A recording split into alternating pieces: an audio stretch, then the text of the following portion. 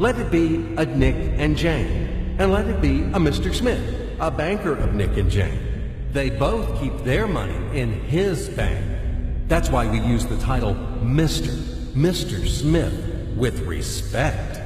Nick really wants to buy, well, let's say Jane's bicycle, but he has no money. More precisely, he has money, but not enough, only $10, while Jane wants $100 for her precious bicycle. That's a problem. What should Nick do? Well, this bicycle is so desirable. He gives Jane his $10 as a deposit and asks plaintively not to sell the bike to anyone. He says that he will bring the rest of the money soon. At the same time, he runs to his bank, to the respected Mr. Smith, to get a loan for the missing $90. As ill luck, Mr. Smith has no money at this moment, but he knows perfectly about $10, which Nick gave to Jane. And where will Jane bring his money to? That's right. She will put these $10 in her lovely bank to the same Mr. Smith.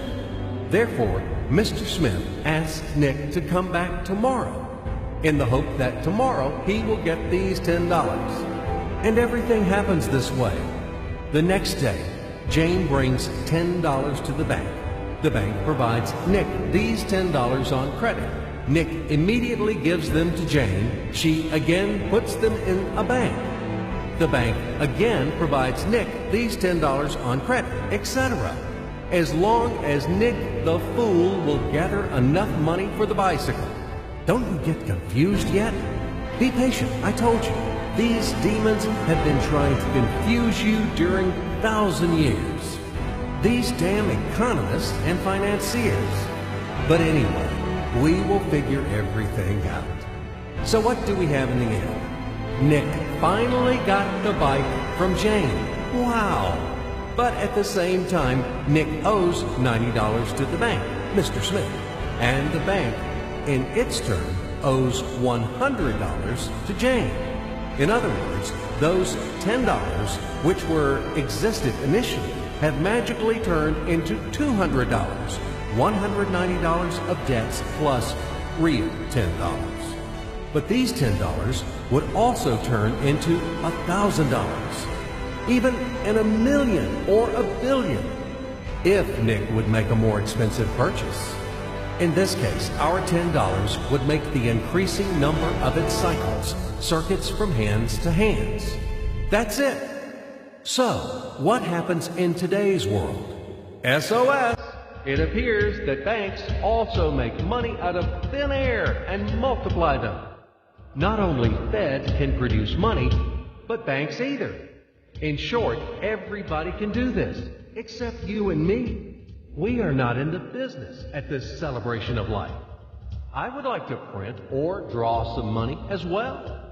In fact, these banks multiply money without any control. And we're still wondering why the banker lives better. What are naive fools are we? Now it is clear why. The one who produces the money, of course, lives better. But this is not enough. From this moment, poor Nick will never be able to repay his debts owed to the bank, no matter how hard he would work. Silly Nick doesn't know it yet, that he's in slavery to the bank, in credit bondage forever, because those $90 which he owes to Mr. Smith do not exist in nature at all. Sly Mr. Smith made his money out of nothing. He created them out of thin air, just one click. And $10 turned into $200. Yes, but you can object